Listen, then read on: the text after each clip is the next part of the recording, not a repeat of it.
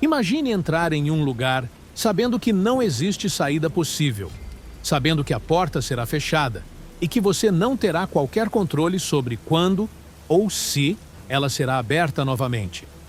Não é uma prisão comum, porque você entrou por escolha. Também não é um abrigo temporário, porque o tempo lá dentro é completamente desconhecido. É exatamente nesse ponto que a história de Noé começa a ficar muito mais profunda do que normalmente imaginamos. O texto bíblico diz de forma simples, quase discreta, que o Senhor fechou a porta da arca por fora. Mas pense no peso psicológico dessa frase. A partir daquele momento, Noé, sua esposa, seus 3 filhos e suas noras estavam completamente entregues. Não havia como sair para respirar ar fresco. Não havia como voltar atrás. Não havia como checar se tudo estava mesmo dando certo do lado de fora. A confiança precisava ser absoluta. 8 pessoas trancadas em uma estrutura de madeira, cercadas por água por todos os lados, sem horizonte, sem referência de tempo, sem qualquer noção de quando aquela situação terminaria. O barulho da chuva não durou apenas algumas horas.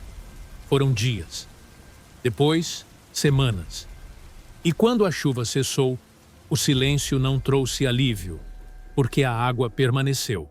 Imagine acordar todos os dias no mesmo ambiente, com o mesmo cheiro, os mesmos sons, a mesma paisagem limitada a uma pequena abertura no alto da embarcação. Estudos modernos mostram que o confinamento prolongado é capaz de desestabilizar até as mentes mais equilibradas. Agora imagine isso acontecendo sem qualquer distração moderna, sem livros, sem música, sem informação externa, sem notícias, sem saber se o mundo que você conhecia ainda existia. E como se isso não fosse suficiente, Noé e sua família não estavam sozinhos. Eles dividiam aquele espaço com representantes de todas as espécies de animais da terra. Não estamos falando de alguns poucos bichos domesticados.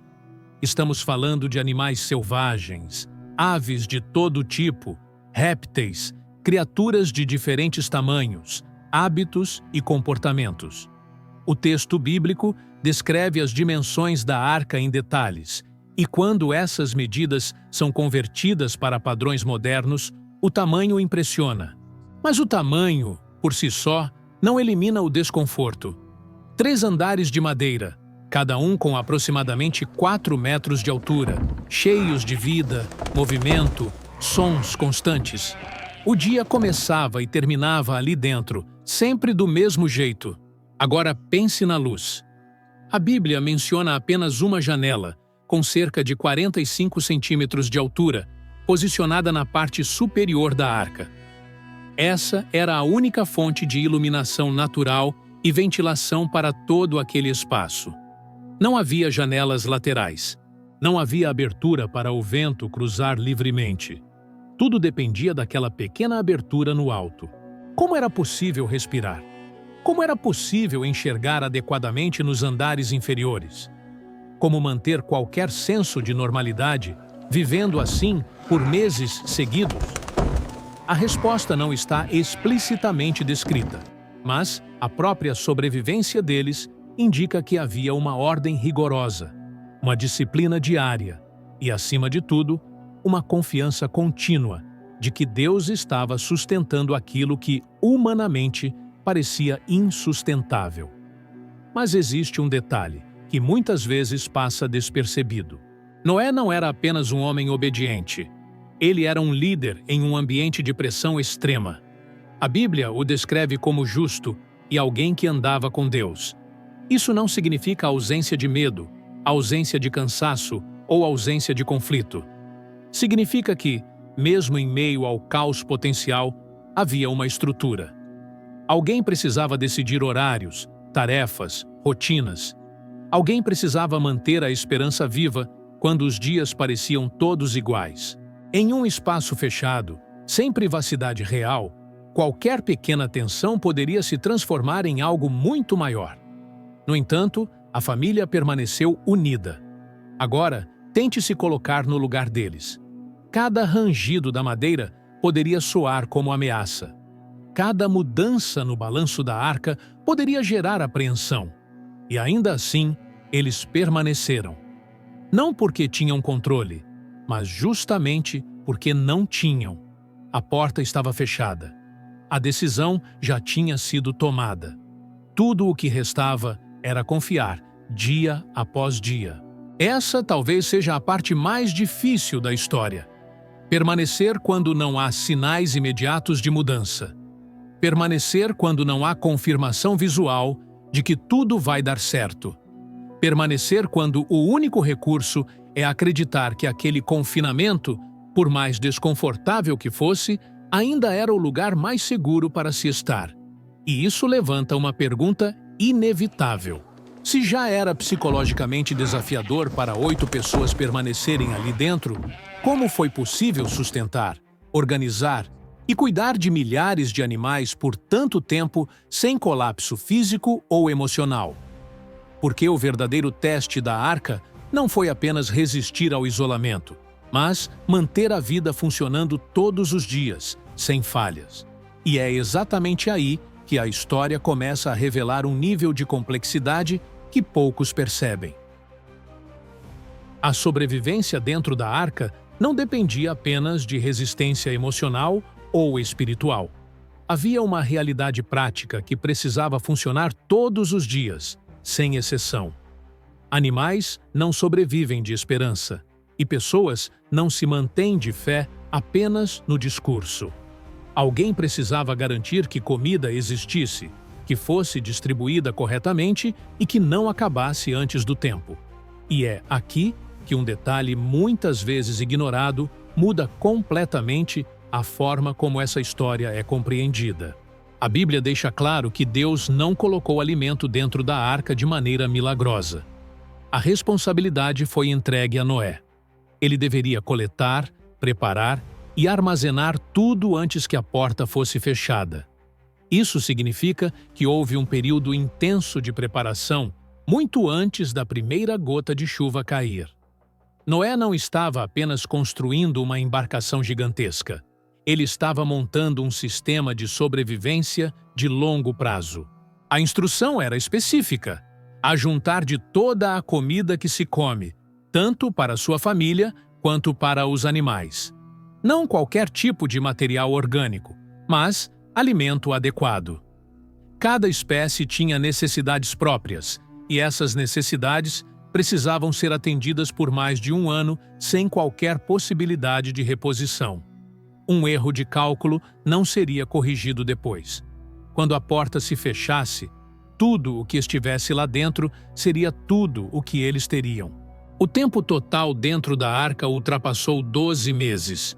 Foram dias de chuva, meses de águas dominando a paisagem e um longo período de espera até que a terra estivesse novamente habitável.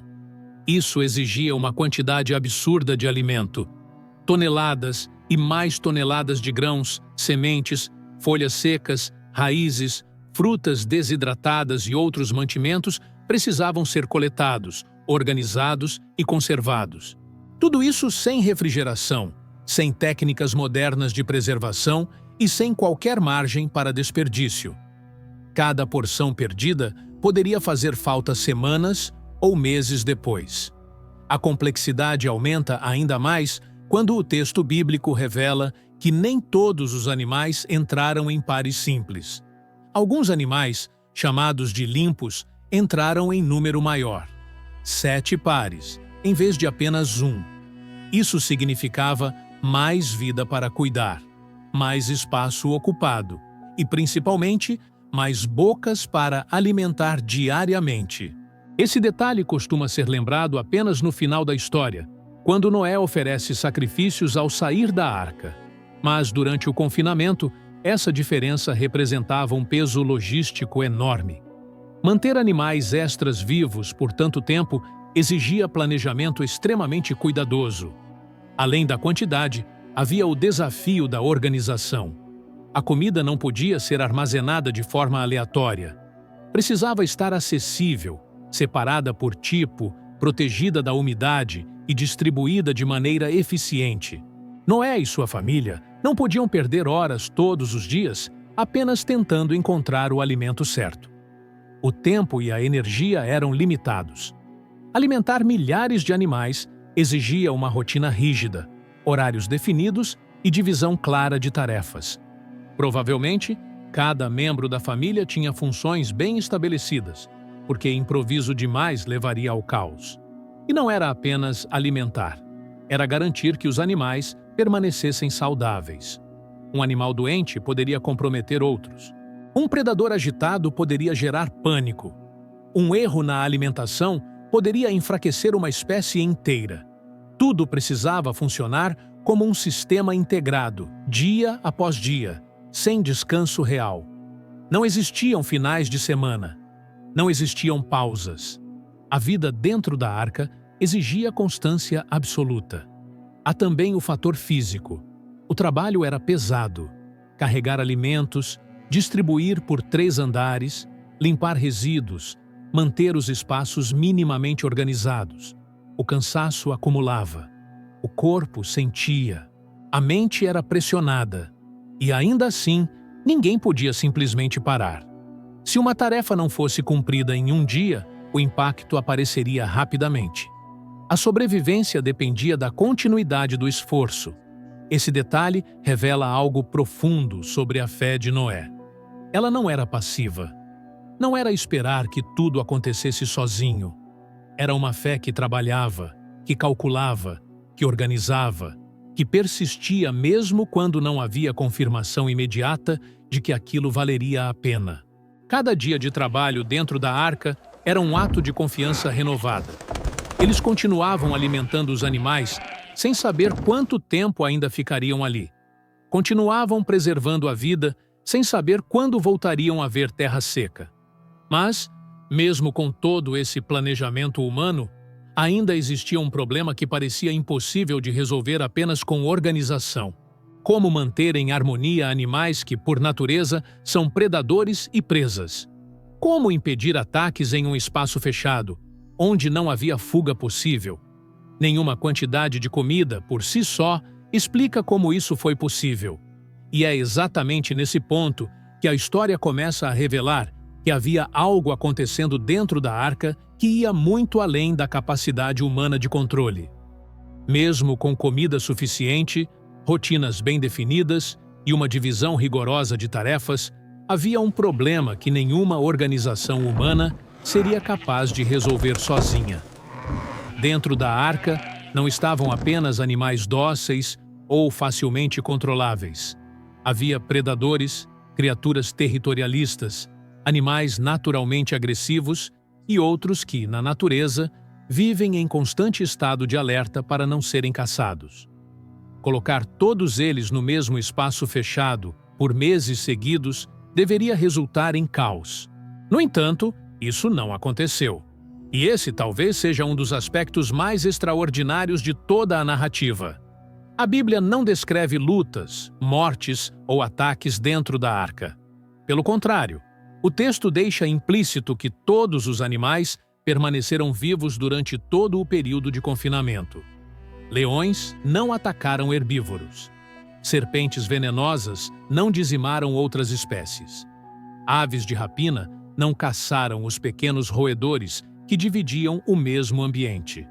Algo profundamente incomum estava acontecendo. Os instintos que normalmente governam o comportamento animal pareciam suspensos. O que na natureza é inevitável, ali simplesmente não se manifestava. Esse controle começa a ser percebido ainda antes da porta se fechar. O texto bíblico afirma que os animais vieram até Noé. Eles não foram capturados, perseguidos ou forçados a entrar na arca. Eles vieram. Essa palavra carrega um peso enorme. Animais selvagens, por natureza, evitam a presença humana. Muitos são ariscos, outros agressivos, outros noturnos e raramente se deixam ver. Ainda assim, representantes de todas as espécies se dirigiram voluntariamente até a arca, entrando de forma ordenada, macho e fêmea, conforme havia sido determinado. Isso não se encaixa em nenhum padrão conhecido de comportamento animal. Essa mesma força que os conduziu até a arca parece ter continuado atuando durante todo o período do dilúvio. A convivência entre predadores e presas, em um espaço fechado e limitado, só é possível se algo superior estiver controlando a situação. Nenhuma estrutura física impediria um ataque se o instinto estivesse ativo. Nenhuma rotina de alimentação eliminaria completamente o impulso predatório. A única explicação coerente com o relato é que houve uma intervenção direta, mantendo uma paz temporária entre as criaturas. Isso transforma a arca em algo muito mais do que um simples meio de transporte ou abrigo. Ela se torna um ambiente onde a ordem original da criação é, por um tempo, restaurada. Um espaço onde a vida é preservada não pela força, mas pelo controle divino. Dentro da arca, a sobrevivência não dependia apenas do esforço humano, mas de uma ação contínua que mantinha tudo funcionando de maneira que ninguém conseguia explicar plenamente.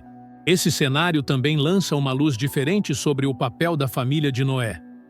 Eles não eram domadores de animais selvagens, nem tinham ferramentas para conter ataques em massa. Eles eram cuidadores. Alimentavam, limpavam, observavam e mantinham a rotina, enquanto algo além deles mantinha o equilíbrio. Isso exigia não apenas trabalho, mas confiança. Todos os dias, eles precisavam entrar nos espaços onde animais perigosos estavam, sem a garantia humana de segurança. Ainda assim, não há registro de mortes, ferimentos graves ou acidentes fatais. A convivência prolongada com esse tipo de tensão, mesmo que controlada, não deve ter sido fácil. Saber que ao seu redor existiam criaturas capazes de matar, mas que, por algum motivo, não o faziam, reforçava diariamente a noção de dependência total. A vida dentro da arca era uma lembrança constante de que a segurança não vinha da madeira das paredes, nem da inteligência humana, mas de algo invisível, porém ativo. Esse controle sobrenatural também tinha um propósito claro. Os animais não estavam ali apenas para sobreviver ao dilúvio. Eles precisavam sair vivos e em número suficiente para repovoar a terra. Qualquer perda comprometeria o futuro.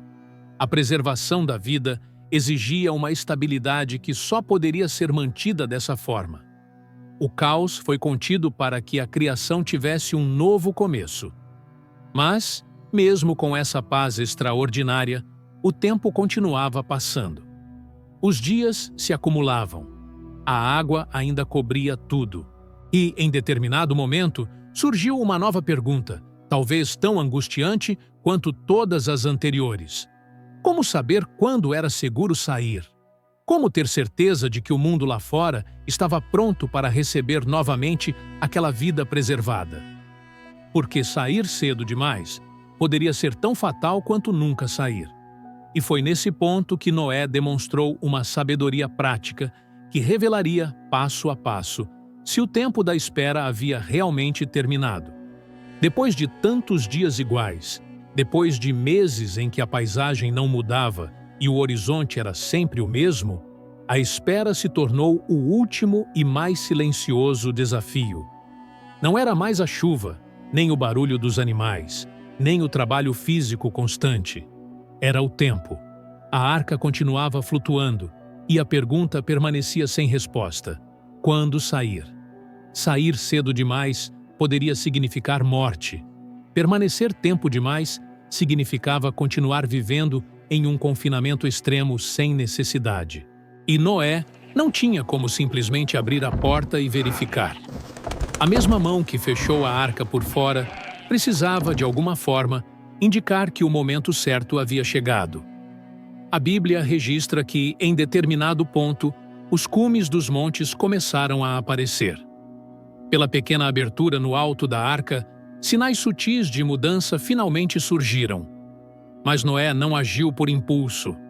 Ele não confundiu sinal com permissão. Mesmo depois de perceber que algo estava diferente, ele esperou mais 40 dias antes de tomar qualquer atitude. Esse detalhe revela algo profundo sobre sua mentalidade. A ansiedade não o governava. Ele sabia que nem toda mudança visível significa segurança imediata. Às vezes, o que parece ser o fim da espera é apenas o começo de uma nova fase de cautela. O primeiro teste foi feito com um corvo. Essa escolha não foi aleatória. O corvo é uma ave resistente, capaz de se alimentar de restos, de sobreviver em ambientes hostis e de permanecer em locais ainda marcados pela morte. Quando o corvo foi solto, ele saiu e voltou repetidas vezes. Isso indicava que havia algo lá fora. Terra, talvez. Carcaças. Espaços onde era possível pousar. Mas também indicava que o mundo ainda não era um lugar plenamente habitável. O corvo encontrava sustento, mas não encontrava estabilidade. A arca ainda era o ponto seguro de retorno. Noé observou, não celebrou, não anunciou o fim da espera. Ele simplesmente aguardou mais 7 dias. Então, fez um segundo teste, dessa vez com uma pomba. Diferente do corvo, a pomba não sobrevive de restos. Ela precisa de vegetação, de sinais claros de vida renovada. Quando a pomba voltou sem encontrar lugar para pousar, a mensagem era clara. A terra ainda não estava pronta. As águas continuavam dominando. A superfície ainda não oferecia condições reais de permanência. E, mais uma vez, Noé esperou. 7 dias depois, a pomba foi solta novamente. Quando ela retornou, trazia no bico uma folha de oliveira fresca. Não era um galho seco, nem um resto levado pela água. Era um sinal vivo. A vegetação havia começado a crescer. A terra estava reagindo. A criação dava seus primeiros sinais de recuperação. Para muitos, esse seria o momento de agir imediatamente. Mas Noé não saiu.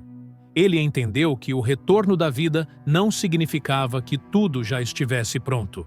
Crescimento inicial não é o mesmo que estabilidade.